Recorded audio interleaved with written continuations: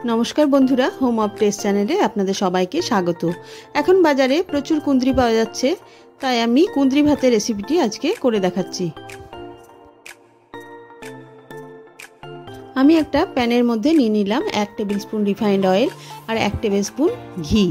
তেল আর ঘিটা আমার ভালোমতো গরম হয়ে গেলে একে একে 1 টিস্পুন দিয়ে দিলাম জিরে, হাফ টিস্পুন সরষে আর কয়েকটা কারি পাতা আর একটা গোটা শুকনো লঙ্কাকে ভেঙে আমি ফোড়নটা দিয়ে নিলাম। ফোড়নটা থেকে সুন্দর গন্ধ বেরোতে শুরু করলে 7-8টা কাজু বাদামও আমি 30 সেকেন্ড মতো একটু নেড়ে নিলাম। এরপরে দিয়ে দিলাম 1 টিস্পুন আদা বাটা। আদা বাটাটা একবার মিশিয়ে নিয়ে দিয়ে দিলাম একটা ছোট কুচিয়ে রাখা টমেটো। তারপরে দিয়ে দিলাম স্বাদ মতো নুন। তারপরে সমস্ত মশলাগুলো একটু 2 মিনিট মতো ভেজে নিলাম।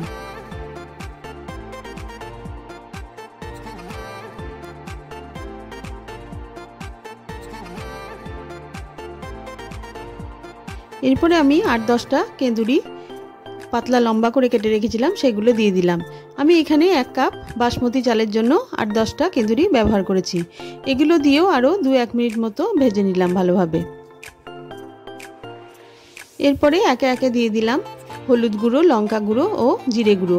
এগুলো আমি সবগুলো 1 টিস্পুন করে ব্যবহার করেছি। তারপরে সমস্ত কিছু মিশিয়ে নিয়ে 5 মিনিট মতো গ্যাসটা কমিয়ে আমি কেঁদুরিগুলো সেদ্ধ হওয়ার জন্য রেখে দেবো।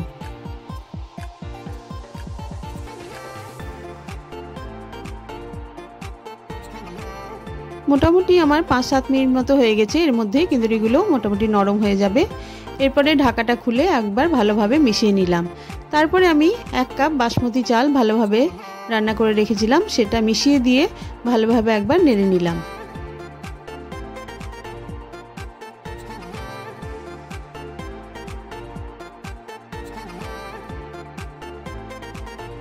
সমস্ত কিছু আমার ভালোভাবে মিশিয়ে নেওয়া হয়ে গেছে। সব শেষে একটা কাঁচা লঙ্কা কুচি, 1 পিস লেবুর রস আর অল্প একটু ধনেপাতা ছড়িয়ে আমি গ্যাসটা বন্ধ করে দেব।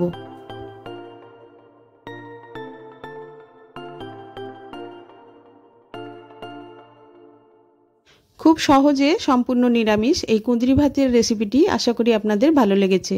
যদি ভালো লেগে থাকে তাহলে একটা কমেন্ট করে জানাবেন।